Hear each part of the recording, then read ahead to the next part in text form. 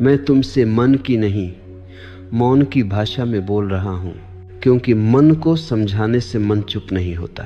मन तो समझाने से और बोलने लगता है।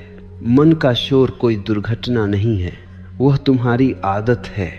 जैसे किसी पुराने घर में वर्षों से बजता हुआ रेडियो अब आवाज सुनाई भी नहीं देती, लेकिन जैसे ही अचानक बिजली कटे तुम्हें पहली बार पता चलता है कि शांति क्या होती है। मन का शोर भी ऐसा ही है। तुम पूछते हो मन का शोर कैसे रुके? मैं कहता हूँ पहले यह समझो कि मन शोर क्यों करता है। मन कोई शत्रु नहीं है। मन एक मशीन है और मशीन का काम है चलना, घूमना, दोहराना। लेकिन तुमने एक भूल कर दी है। तुमने मशीन को मालिक बना लिया है। जब मालिक नौकर बन जाए और नौकर मालिक, तो जीवन में अराजकता पैदा होती है। मन का शोर इसलिए है क्योंकि तुम हर विचार को सुनते हो, हर विचार को मानते हो, हर विचार को अपना समझ लेते हो, लेकिन विचार तुम नहीं हो। मैं फिर दोहराता हूँ, विचार तुम नहीं हो। यह वाक्य सुनने में सरल है लेकिन अनुभव में क्रांतिकारी। तुम सड़क पर चलते हो, कोई कार गुजरती है, क्या तुम कार बन जाते हो? आकाश में बादल आते हैं, क्या आकाश बदल जाता है? मन में विचार आते हैं, लेकिन तुम क्यों बदल जाते हो?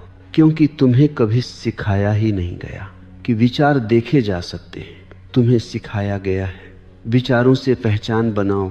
मैं ऐसा हूँ, मैं वैसा हूँ, मेरे साथ यह हुआ, मेरे साथ वह होगा। यही मन का शोर है। अतीत की गूंज और भविष्य की कल्पना। मन कभी वर्तमान में नहीं होता। मन का अस्तित्व ही अतीत और भविष्य पर टिका है, और जहाँ मन नहीं होता वहीं मौन होता है। मैं तुम्हें एक छोटा सा दृष्टांत देता हूँ। एक आदमी मेरे पास आया। उसने कहा मेरे मन में बहुत शोर है। मैंने कहा अच्छा है। वह चौंक गया।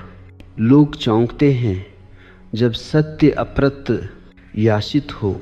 मैंने कहा शोर तभी दिखाई देता है जब तुम थोड़े जागरूक होने लगते हो। सोए हुए आदमी को शोर भी संगीत लगता है। मन का शोर दिखाई देना जागृति की शुरुआत है, लेकिन लोग घबरा जाते हैं। वे तुरंत उपाय चाहते हैं। ध्यान को भी वे उपाय बना लेते हैं। वे कहते हैं कोई तकनीक दे दो जिससे मन चुप हो जाए। मैं तकनीक नहीं देता, मैं दृष्टि देता हूँ, क्योंकि तकनीक से मन दबता है, दृष्टि से मन गिरता है। ये अंतर समझ लो। जब तुम मन से लड़ते हो तुम मन को ही ऊर्जा देते हो। जो भी तुम विरोध करते हो वह मजबूत होता है। मन को चुप कराने की कोशिश मन को और ताकतवर बना देती है। तो क्या किया जाए? कुछ भी नहीं। हाँ, यही मेरा मौन सूत्र है। कुछ भी मत करो, बस देखो कि मन क्या कह रहा है। जैसे कोई नदी बह रही हो और तुम किनारे खड़े होकर देख रहे हो। नदी से कहो मत बहो, नदी को समझाओ मत, नदी को देखो। देखना ही ध्यान है, और ध्यान कोई क्रिया नहीं, ध्यान एक जागरूकता है। जब तुम विचार को देखते हो तो दो बातें घटती हैं। पहली, तुम विचार नहीं रहते। दूसरी, विचार को दर्शक मिलते ही वह धीमा पड़ने लगता है, क्योंकि मन अंधेरे में फलता है। जैसे चोर। जागृति का प्रकाश मन का स्वाभाविक अंत है।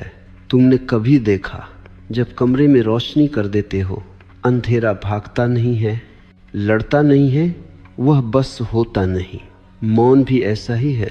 तुम मौन को लाते नहीं हो, मौन प्रकट होता है जब तुम देखने लगते हो।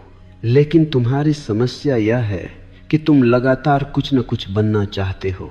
शांत बनना, ध्यानस्थ बनना, निर्विचार बनना, यही बनना तुम्हें बिगाड़ रहा है।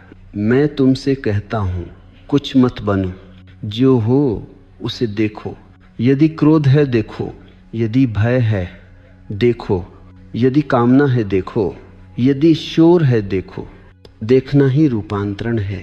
और याद रखना, देखने वाला का भी शोर नहीं करता। शोर हमेशा देखा जाने वाला करता है। जैसे ही तुम दर्शक बने, मन पीछे हटने लगता है। धीरे धीरे मन को जल्दी में नहीं बदला जा सकता। जल्दी मन की भाषा है, मौन की कोई हड़बड़ी नहीं होती।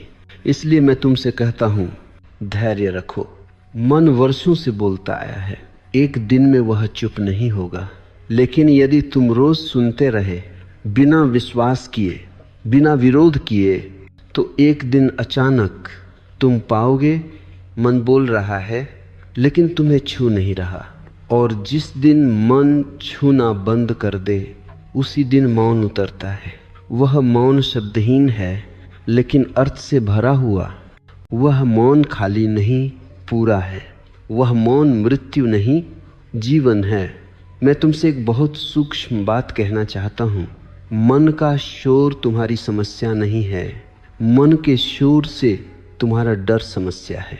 मन बोलता है लेकिन तुम घबरा जाते हो, और घबराहट में तुम दो काम करते हो, या तो तुम भागते हो या तुम लड़ते हो। दोनों ही स्थितियों में मन जीत जाता है, क्योंकि मन को चाहिए बस तुम्हारी भागीदारी। मन तभी तक शक्तिशाली है जब तक तुम उससे जुड़े हो। मैं देख रहा हूँ, तुम मन को ऐसे देखते हो जैसे वह कोई राक्षस हो, लेकिन मन राक्षस नहीं है। मन तो एक तोता है जो वही दोहराता है जो उससे सिखाया गया। समाज ने मन को शोर सिखाया है। बचपन से तुम्हें सिखाया गया, सोचो, तुलना करो, भविष्य की चिंता करो, अतीत को याद करो, डरो, दोषी महसूस करो, महत्वाकांक्षा रखो, और फिर तुम कहते हो मन बहुत शोर करता है। यह ऐसा ही है जैसे तुम किसी बच्चे को दिन रात चीखना सिखाओ और फिर कहो यह बच्चा बहुत शोर करता है। मन निर्दोष है, वह बस प्रशिक्षित है। लेकिन समस्या यह नहीं है, समस्या यह है कि तुम मन को अपना अस्तित्व मान बैठे हो। तुम कहते हो मेरा मन परेशान है। नहीं, मन परेशान नहीं है, तुम परेशान हो क्योंकि तुम मन बने बैठे हो। यह पहचान ही शोर की जड़ है। मैं एक कहानी सुनाता हूँ। एक आदमी नदी के किनारे बैठा था, पानी तेज बह रहा था। वह घबरा गया।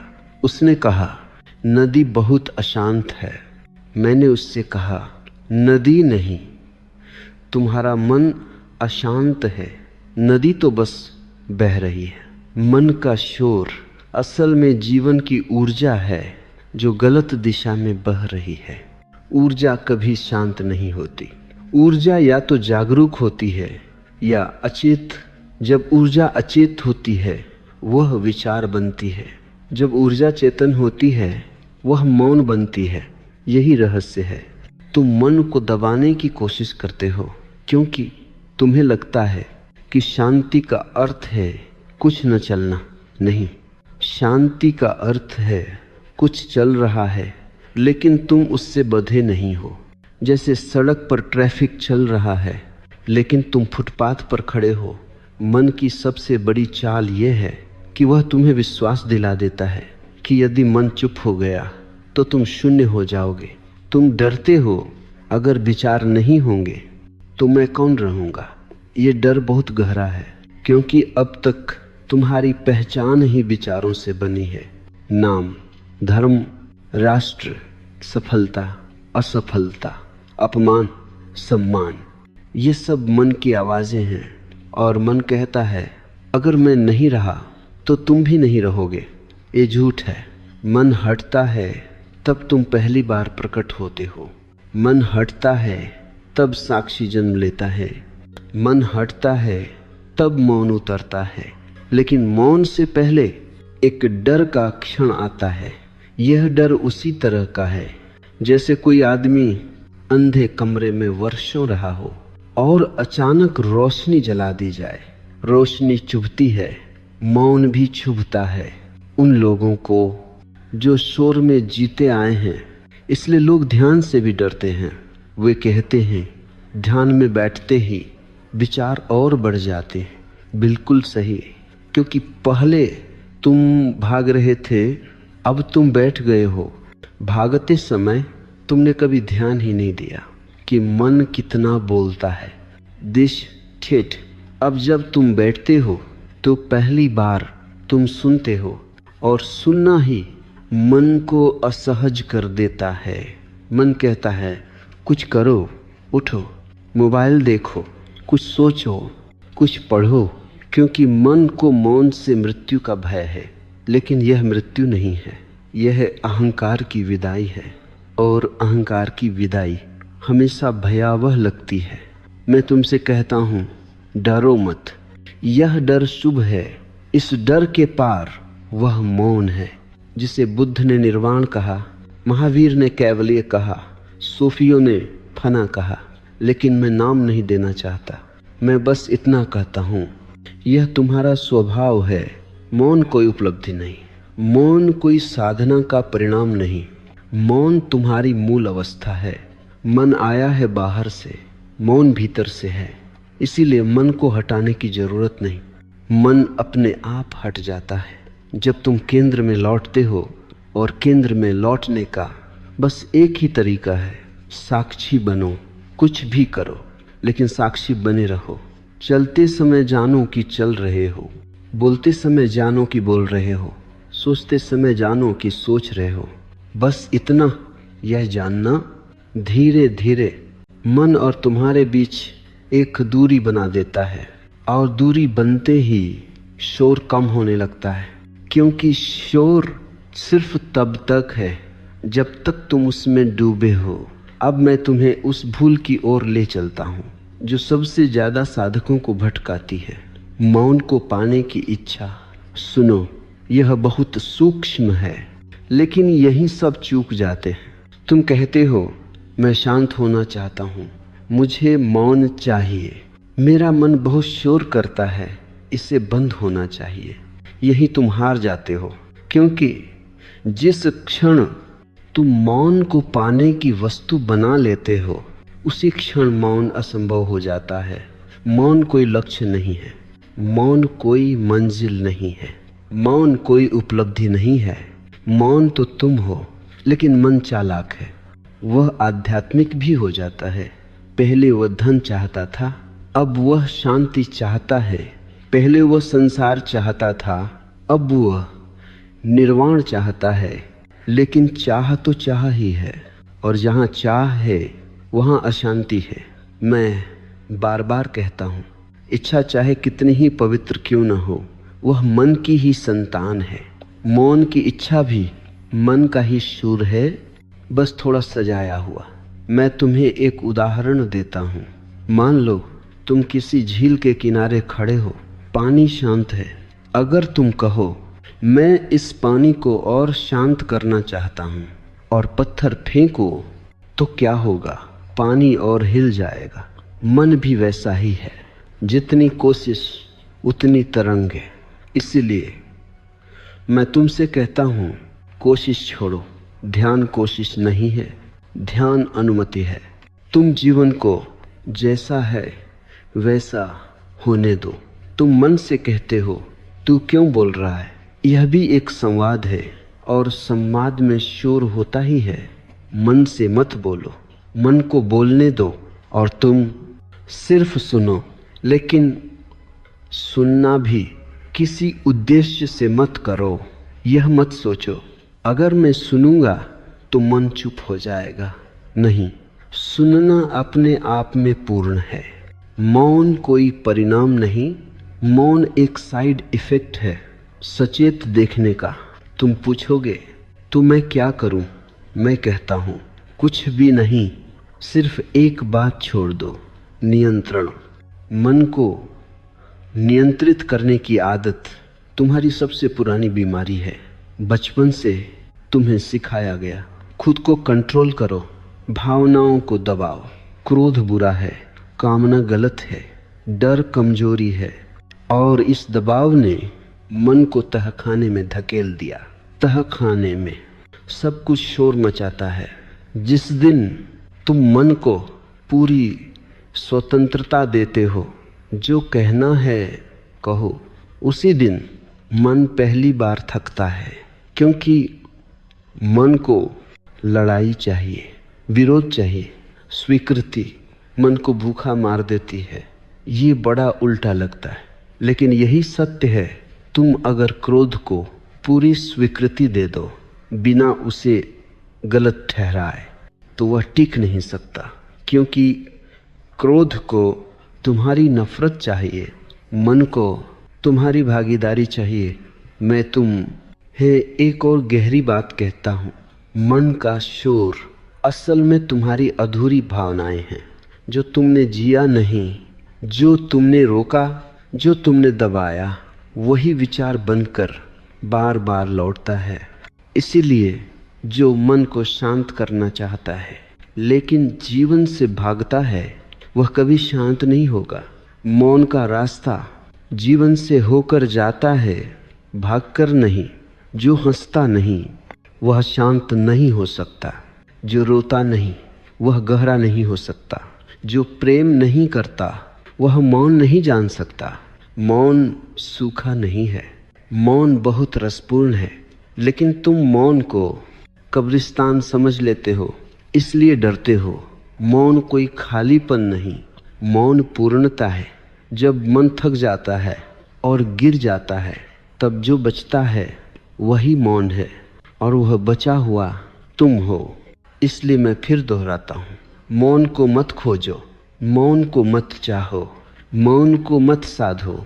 बस जो है उसे पूरी जागरूकता से देखते रहो। एक दिन बिना किसी घोषणा के, बिना किसी घंटे के बजने के, बिना किसी अनुभव की चमक के तुम पाओगे कि मन कहीं पीछे छूट गया है और सामने केवल एक शांत, सजीव, जागरूक उपस्थिति है। अब मैं तुम्हें उस सूक्ष्म दूरी की बात कहने जा रहा हूँ जो मन और तुम्हारे बीच धीरे धीरे जन्म लेती है। यह दूरी बनाई नहीं जाती, यह दूरी घटती है, और यही सबसे बड़ा रहस्य है। तुम अक्सर पूछते हो कितनी देर में मन शांत होगा, कितने दिन ध्यान करूं, कब वह अवस्था आएगी। यह प्रश्न ही बता देता है कि तुम अभी भी मन से ही पूछ रहे हो। मन समय में जीता है, मौन समय के बाहर है। जब तुम कहते हो कब, तुम पहले ही मौन से दूर चले जाते हो। अब सुनो ध्यान से, दूरी का अर्थ अलगाव नहीं है, दूरी का अर्थ विरक्ति नहीं है। दूरी का अर्थ है अब तुम उलझे नहीं हो। पहले विचार आता था और तुम तुरंत उसमें कूद पड़ते थे। विचार, मैं असफल हो जाऊंगा। तुम, हाँ मैं असफल हूँ। विचार, लोग क्या सोचेंगे। तुम, हाँ लोग यही सोच रहे हैं। यह छलांग मन और तुम्हारे बीच कोई दूरी नहीं छोड़ती थी। अब जब साक्षी जन्म लेता है तो वही विचार आता है, लेकिन कुछ बदल जाता है। विचार आता है, मैं असफल हो जाऊंगा, और भीतर कुछ कहता है, अच्छा यह विचार आया, बस यही दूरी है। यह दूरी शब्दों से नहीं, जागरूकता से बनती है। जैसे तुम सड़क पर खड़े हो और कोई आदमी गाली देता हुआ निकल जाए, तुम सुनते हो लेकिन घर तक उसे नहीं ले जाते। पहले तुम हर विचार को घर तक ले आते थे, अब तुम उसे रास्ते में ही जाने देते हो। यही मौन की शुरुआत है। लेकिन याद रखना, इस दूरी को कभी भी अहंकार मत बनने देना। कई लोग यहाँ एक नई पहचान बना लेते हैं। वे कहते हैं, अब मैं साक्षी हूँ, अब मैं बहुत जागरूक हूँ, अब मुझे कुछ नहीं छूता। यह भी मन की चाल है। मन मरता नहीं है। इतनी आसानी से वह आध्यात्मिक वस्त्र पहन लेता है। अगर तुम यह कहने लगे मुझे क्रोध नहीं आता और भीतर क्रोध दबा है, तो तुम और दूर चले गए। साक्षी कभी दावा नहीं करता, साक्षी बस देखता है। अगर क्रोध है, साक्षी उसे भी देखता है। अगर शांति है, साक्षी उसे भी देखता है। साक्षी तटस्थ है। यही तटस्थता मन के शोर को भूखा मार देती है, क्योंकि मन या तो प्रतिक्रिया चाहता है या विरोध। तटस्थता मन को कोई भोजन नहीं देती। अब एक और गहरी बात समझो। मन का शोर तभी तक है जब तक तुम कुछ बनना चाहते हो। जैसे ही बनने की दौड़ रुकती है, शोर अपने आप गिरने लगता है। तुम जीवन को एक प्रोजेक्ट बना चुके हो। बेहतर बनना, अधिक शांत बनना, अधिक सफल बनना, अधिक आध्यात्मिक बनना। और हर प्रोजेक्ट तनाव पैदा करता है। मौन कोई प्रोजेक्ट नहीं, मौन एक विश्राम है। और विश्राम किसी प्रयास से नहीं आता, विश्राम छोड़ने से आता है। इसलिए ध्यान में कोई लक्ष्य मत रखो। मत कहो आज अच्छा ध्यान न हुआ, आज मन बहुत भटका। ये दोनों ही मूल्यांकन है, और मूल्यांकन मन की भाषा है। ध्यान में सफलता और असफलता नहीं होती। ध्यान में सिर्फ जागरूकता होती है। जैसे कोई बच्चा पहली बार चलना सीखता है, वह गिरता है, उठता है, लेकिन वह कभी नहीं कहता आज असफल रहा। वह चलता है, क्योंकि चलना उसकी प्रकृति है। मौन भी तुम्हारी प्रकृति है।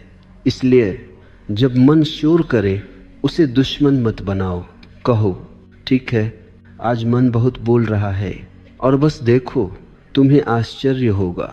जिस दिन तुम मन से लड़ना बंद कर दोगे, उसी दिन मन पहली बार कम बोलने लगेगा, क्योंकि अब उसका दर्शक है। और दर्शक के सामने कोई नाटक ज़्यादा देर नहीं चल सकता। धीरे धीरे विचारों के बीच छोटे छोटे अंतराल आने लगते हैं। पहले एक विचार और दूसरे विचार के बीच कोई जगह नहीं थी। अब एक छोटा सा मौन बीच में छलकता है। मत पकड़ो उसे, मत कहो आ गया, क्योंकि पकड़ते ही वह चला जाएगा। बस उसे आने जाने दो। यह मौन मेहमान की तरह आता है। जो मेहमान को जकड़ लेता है वह दोबारा नहीं आता। जो बिना आग्रह स्वागत करता है वहीं ठहरता है। और एक दिन तुम पाओगे, मन है लेकिन केंद्र में नहीं। मन बोलता है लेकिन निर्णय नहीं करता। मन चलता है लेकिन मालिक नहीं है। तुम वापस अपने सिंहासन पर बैठ गए हो। यही मौन है।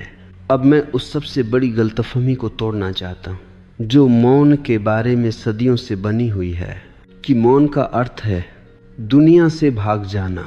लोग सोचते हैं जो शांत है वह जीवन से कट गया होगा, जो मौन में है वह शायद निष्क्रिय हो गया होगा, जो भीतर उतर गया वह बाहर बेकार हो गया। ये बहुत पुराना झूठ है। मौन जीवन के विरुद्ध नहीं है। मौन जीवन की सबसे गहरी हाँ है। समस्या ये है कि तुमने जीवन को शोर से जोड़ लिया है। तुम मान बैठे हो जो जितना व्यस्त है वह उतना ही जीवित है। वो जितना बोलता है वह उतना ही महत्वपूर्ण है। जो जितना भागता है वह उतना ही सफल है। और जो शांत बैठा है उसे तुम कहते हो यह कुछ नहीं कर रहा। लेकिन मैं तुमसे कहता हूँ जो भीतर स्थिर है वही बाहर सही करता है। मन का शोर तुम्हें कर्म में नहीं प्रतिक्रिया में ले जाता है, और प्रतिक्रिया हमेशा अंधी होती है। जब मन शोर में होता है तुम बोलते नहीं, उछलते हो, तुम करते नहीं, फिसलते हो और फिर पछताते हो। मौन कोई सुस्ती नहीं है, मौन स्पष्टता है। मौन में हर क्रिया शुद्ध होती है। मैं तुम्हें एक उदाहरण देता हूँ। दो तीरंदाज हैं। एक तीर चलाने से पहले बहुत सोचता है, डरता है, हिसाब लगाता है, अपने आप से बातें करता है। दूसरा शांत खड़ा है, न कोई संवाद, न कोई तनाव। तीर चलता है, पहला चूक जाता है, दूसरा लक्ष्य भेद देता है। क्यों? क्योंकि दूसरा अपने मन में नहीं था, वह पूरी तरह उस क्षण में था। मौन का अर्थ है पूरी तरह यहाँ होना, न अतीत में न भविष्य में। और जो यहाँ होता है वह जीवन से कभी अलग नहीं होता। वह जीवन में और गहराई से प्रवेश करता है। लेकिन समाज को मौन से डर लगता है, क्योंकि मौन वाला आदमी नियंत्रण में नहीं आता। उसे भड़काया नहीं जा सकता, उसे डराया नहीं जा सकता, उसे बहकाया नहीं जा सकता। इसलिए समाज शोर पैदा करता है। समाचार, सोशल मीडिया, अफवाहें, डर, लालच, ताकि तुम अपने भीतर न उतर सको। क्योंकि जिस दिन तुम भीतर उतर गए उस दिन तुम स्वतंत्र हो गए। और स्वतंत्र आदमी खतरनाक होता है उनके लिए जो सत्ता चाहते हैं। इसलिए ध्यान रखना, जब तुम मौन में उतरते हो तो कुछ लोग तुम्हें गलत समझेंगे। वे कहेंगे अब यह पहले जैसा नहीं रहा, अब यह ठंडा हो गया है, अब इसमें जोश नहीं रहा। उन्हें समझाना मत। मौन सफाई नहीं देता। मौन अपने आप में पूरा है। और यह भी याद रखना, मौन का अर्थ यह नहीं कि तुम बोलोगे नहीं। मौन का अर्थ यह है कि जब बोलोगे तो जरूरी बोलोगे। पहले तुम मन से बोलते थे, अब तुम मौन से बोलोगे। और मौन से निकले शब्द कम होते हैं लेकिन सीधे होते हैं। वे चोट नहीं करते, वे जागृत करते हैं। मौन में करुणा जन्म लेती है, क्योंकि जब तुम अपने मन का शोर सुन चुके हो तो दूसरों के शोर के लिए तुम्हारे भीतर समझ पैदा हो जाती है। तुम जानते हो वह भी पीड़ित है। इसलिए मौन तुम्हें कठोर नहीं बनाता, मौन तुम्हें कोमल बनाता है। मौन तुम्हें अलग नहीं करता, मौन तुम्हें जोड़ता है। लेकिन एक बात फिर से समझ लो, मौन को दिखाने की कोशिश मत करना। जो लोग अपनी शांति का प्रदर्शन करते हैं वे भीतर बहुत अशांत होते हैं। मौन का कोई विज्ञापन नहीं होता, वह चुपचाप तुम्हारे चलने में, देखने में, छूने में, सांस लेने में घुल जाता है। और एक दिन तुम्हें पता ही नहीं चलता कि कब मन का शोर पीछे छूट गया। क्योंकि मौन किसी धमाके से नहीं आता, वह सांझ की तरह उतरता है, धीरे, बिना आवाज। अब हम उस दरवाजे पर खड़े हैं जहां से बहुत कम लोग आगे बढ़ते हैं। अकेले होने का डर, मन का शोर, अकेलेपन से भागने का उपाय है। ध्यान से सुनो, मन बोलता है क्योंकि तुम भीतर खाली महसूस करते हो और उस खालीपन से तुम डरते हो। तुम अकेले नहीं रहना चाहते, इसीलिए मन से दोस्ती कर लेते हो। मन तुम्हें लगातार संग देता है, विचारों का, स्मृतियों का, कल्पनाओं का। यह एक भीड़ है और भीड़ में अकेलापन महसूस नहीं होता, लेकिन भीड़ में कभी पूर्णता भी नहीं मिलती। इसलिए मैं कहता हूँ, मन का शोर अकेलेपन का डर है।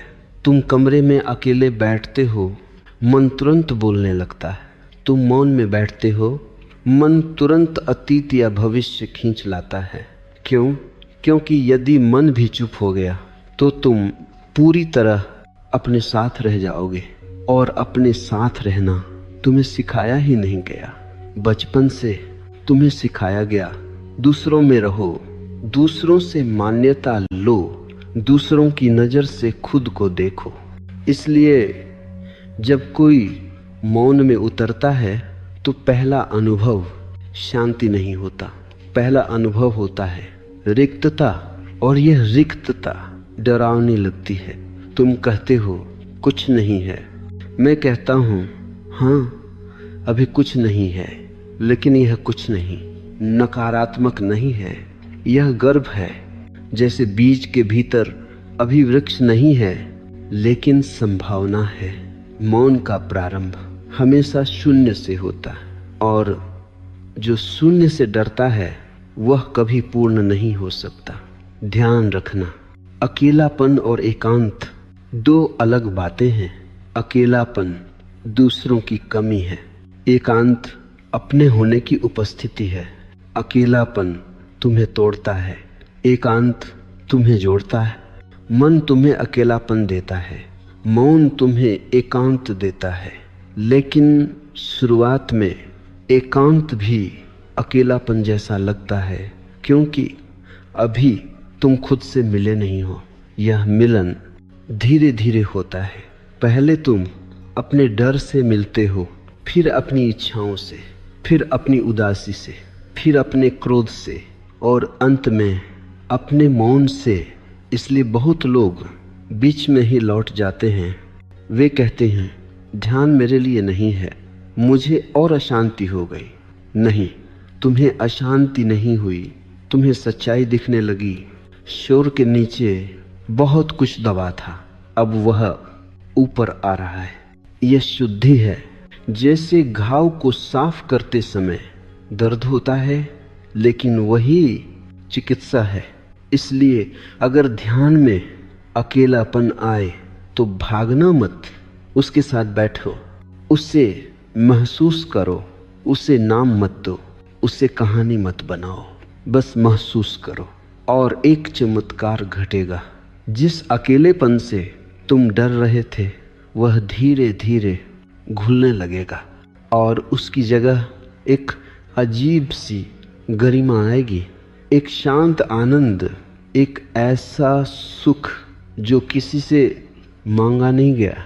यह आत्मसंपन्नता है। और जब तुम अपने साथ सुखी हो जाते हो तब दूसरों के साथ तुम बोझ नहीं रहते, तब प्रेम जरूरत नहीं रहता, प्रसाद बन जाता है। इसलिए याद रखना, मौन में उतरना अकेला होना नहीं है। मौन में उतरना पहली बार घर लौटना है। मन शोर करता था क्योंकि तुम घर से बाहर थे, अब तुम भीतर लौट रहे हो।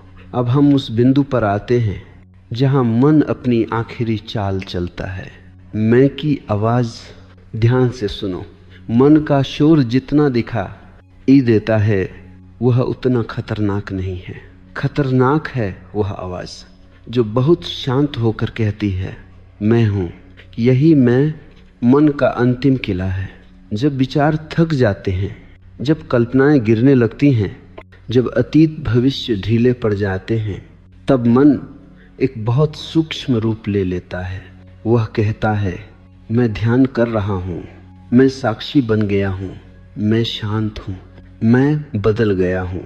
यह मैं बहुत पवित्र लगने लगता है, लेकिन यही सबसे बड़ा धोखा है, क्योंकि जहाँ मैं है वहाँ अभी भी केंद्र मन के पास है। मौन में कोई मैं नहीं होता, मौन में केवल होना होता है। समस्या यह है कि तुम मैं के बिना अपने अस्तित्व की कल्पना नहीं कर पाते। तुम सोचते हो अगर मैं नहीं रहा तो क्या मैं मिट जाऊंगा? नहीं, मैं मिटता है, तुम प्रकट होते हो। मैं एक विचार है, सबसे जिद्दी विचार। यह विचार अन्य सभी विचारों को जोड़कर रखता है, जैसे धागा माला को जोड़े रखता है। धागा कटे तो मोती बिखर जाते हैं, मैं गिरे तो मन बिखर जाता है, और वही बिखरना मुक्ति है। लेकिन यह बिखरना डरावना लगता है, क्योंकि अब तक तुमने जीवन मैं के इर्द गिर्द जिया है।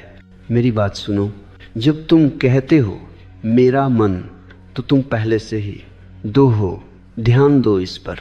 अगर तुम कहते हो मेरा शरीर, तो तुम शरीर नहीं हो। अगर तुम कहते हो मेरा मन, तो तुम मन नहीं हो। तो फिर यह मैं कौन है जो कह रहा है मेरा? यही खोज शुरू होती है। इस खोज में कोई उत्तर नहीं मिलता, लेकिन खोजते खोजते मैं ढीला पड़ जाता है, क्योंकि मैं सिर्फ तब तक है जब तक उस पर प्रश्न नहीं किया जाता।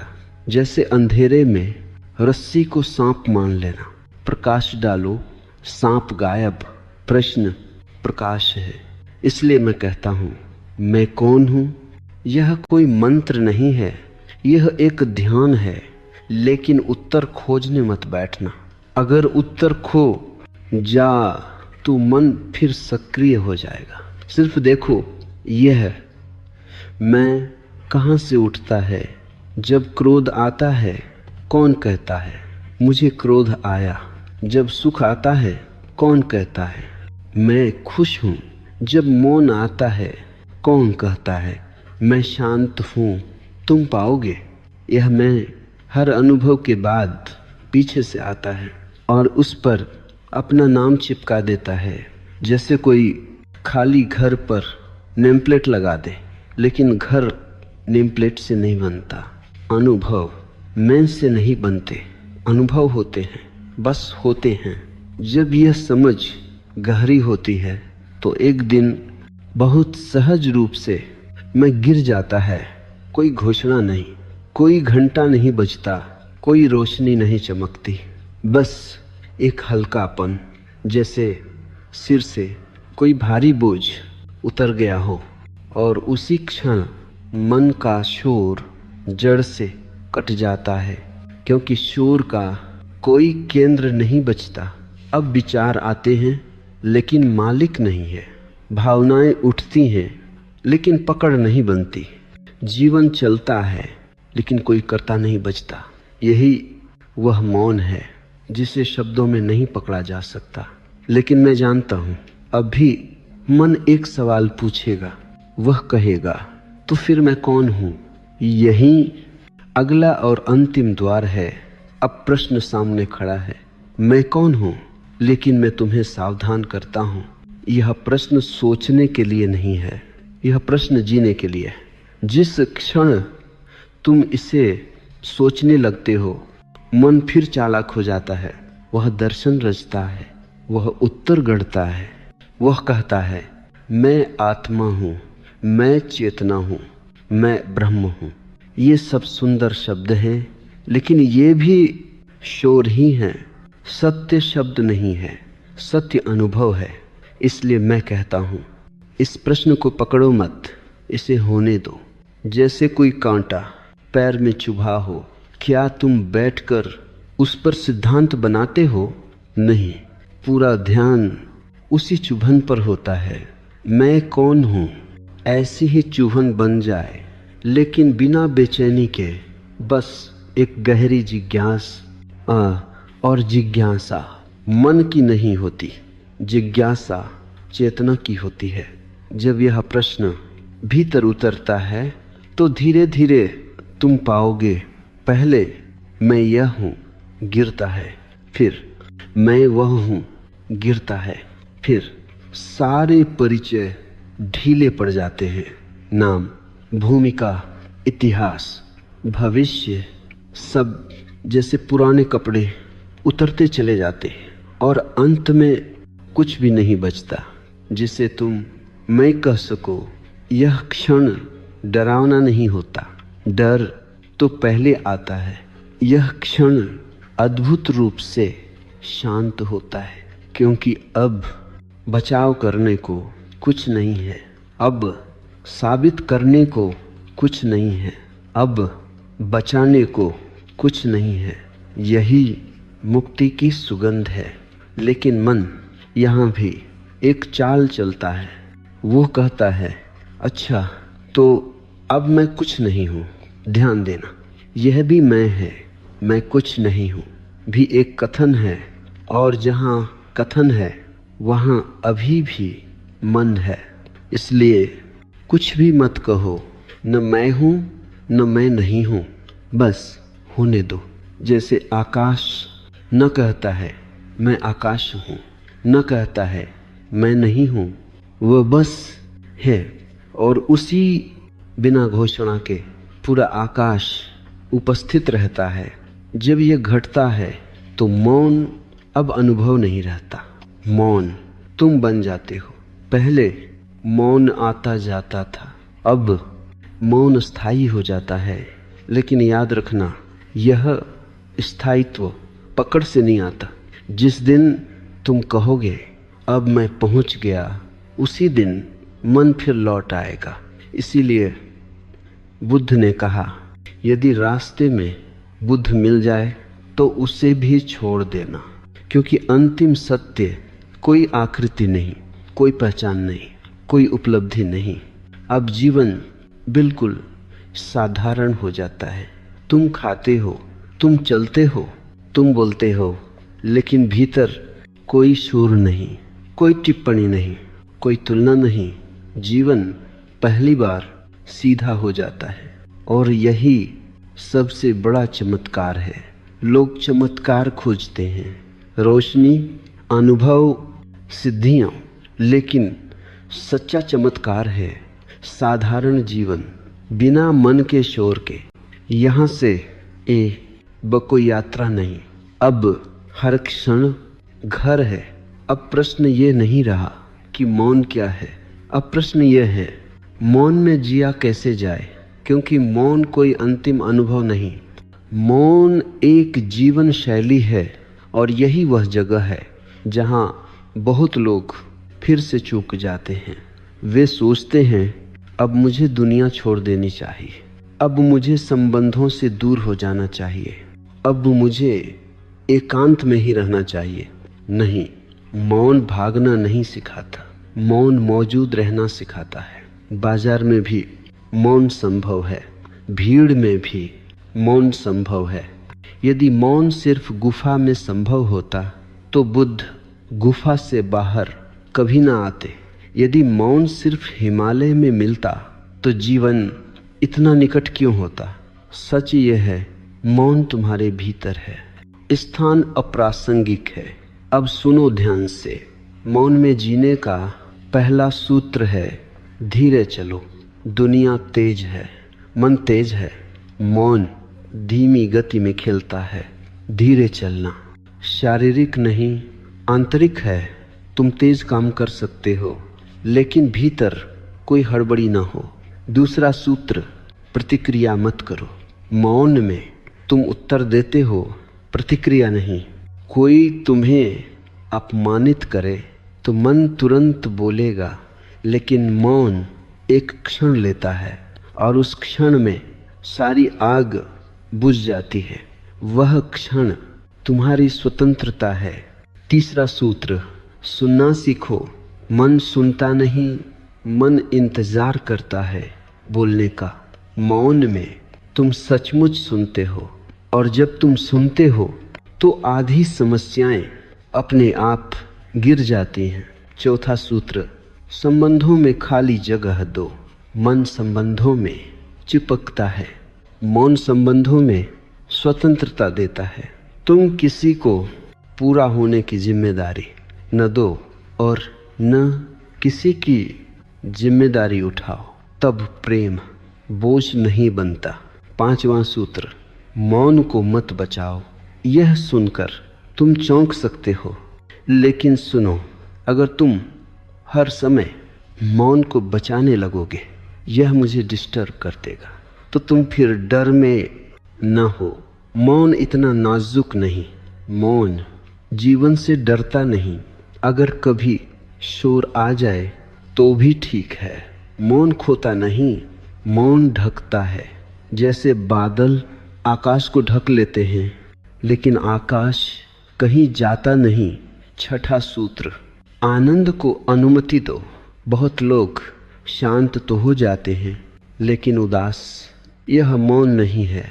मौन में एक हल्की मुस्कान हमेशा रहती है, एक बेवजह का आनंद। अगर आनंद नहीं है तो कहीं न कहीं मन अभी भी दबा है। सातवां सूत्र, कृतज्ञ रहो। मौन कृतज्ञता से और गहरा होता है। बिना किसी कारण धन्यवाद, सांस के लिए, आकाश के लिए, इस क्षण के लिए। और आखिरी बात, मौन को कभी भी सिखाने मत बैठना। जो सिखाता है वह ऊपर बैठ जाता है। मौन बराबरी में बहता है। अगर कोई पूछे तो बांटो, न पूछे तो जियो। तुम्हारा मौन तुम्हारी उपस्थिति से बोलने लगेगा, और यही सबसे सुंदर भाषा है। अब कोई खोज नहीं बची, अब कोई रास्ता नहीं बचा, अब कोई लक्ष्य नहीं बचा। यही अंतिम बात है। जब मौन पूर्ण होता है तो न मन बचता है, न साधक, न साधना। जो बचता है वह किसी नाम में नहीं समाता। अब जीवन मैं जी रहा हूं नहीं कहता, जीवन बस जिया जाता है। पहले तुम जीवन को पकड़ते थे, अब जीवन तुम्हें बहा ले जाता है। पहले तुम निर्णय लेते थे, अब स्पष्टता से उत्तर निकलता है। यह कोई चमत्कार नहीं, यही स्वाभाविकता है। फूल खिलता है, बिना योजना के पक्षी उड़ता है, बिना दर्शन के। वैसे ही मौन में तुम जीते हो। अब कोई दावा मत करना, अब कोई अनुभव संजो मत लेना, अब किसी से कहना मत मैं पहुंच गया, क्योंकि पहुंचना फिर मन है। मौन पहुंचने का अंत है। और याद रखना, अगर कभी मन लौट भी आए तो परेशान मत होना। मन अतिथि है, मौन घर है। अतिथि आएंगे जाएंगे, घर सदा रहेगा। यही ओशो का मौन सूत्र है। कुछ भी मत पकड़ो, कुछ भी मत छोड़ो, बस जागरूक रहो और वही पर्याप्त है।